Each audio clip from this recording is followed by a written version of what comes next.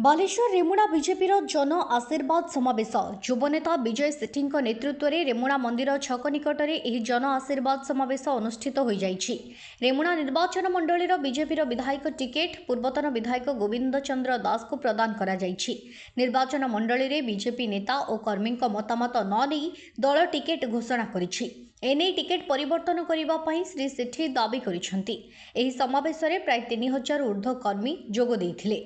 आज आम खबर सह कहूँ भारतीय जनता पार्टी एठी रेमुणा निर्वाचन मंडलीर जो एमएलए प्रार्थी बाछिଛନ୍ତି किंतु सेटा को परामर्श नहीं ना कहारी को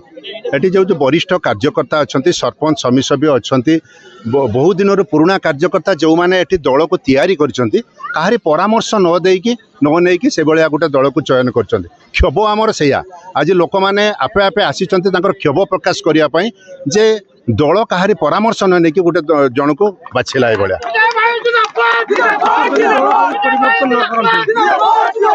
दल परिवर्तन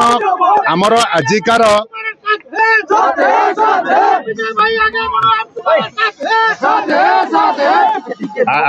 आजिकार समावेश जो होइछि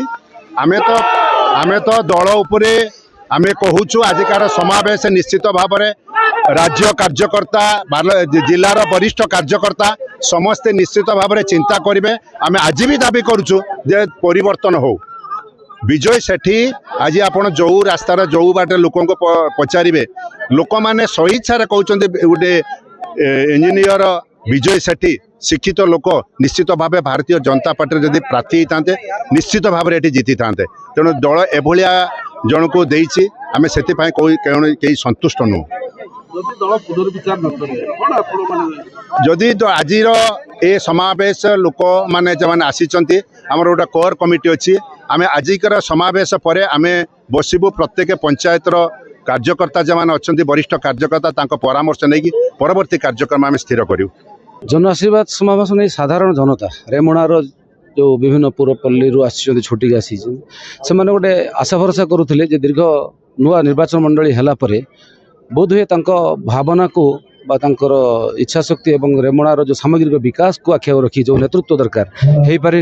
से किसी मात्रा से मो भितर देखा पाई मोर विश्वास अच्छी कहीं आज दल विभिन्न आधार को लेकिन कौ प्रकार तार टिकट दे सारा पर भी मुझे जो गाँ गंडा बुलूची लोकंर आशीर्वाद लोकंर स्नेह श्रद्धा भल पाइबा देखुची जो मुझे कहली मुझे कौन करी मु तो निमित्त मात्र ना आम आपण सागर अच्छु आम आपण कथा आम तो भुवनेश्वर जापरिबनी दिल्ली जापरिबनी आम गोटे जगह समावेशित होकर प्रति आम आशीर्वाद देवु तेणु आज से उच्छ्वसित आशीर्वाद से भावना ये प्रकपित हो दल आपको टिकेट देनी तेणु नॉमिनेशन करिबे कि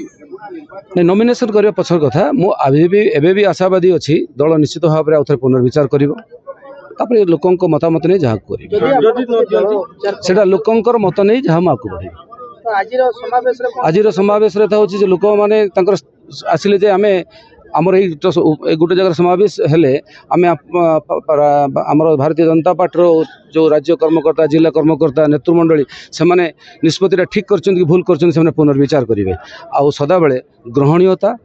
एवं लोकंर भावना को सम्मान दे ए प्रकार पदक्षेप नवा उचित बोली से लोक मैंने अनुभव कर तेणुक आज पहुँच दल आपको पुनर्बार आशा रखी हाँ अच्छे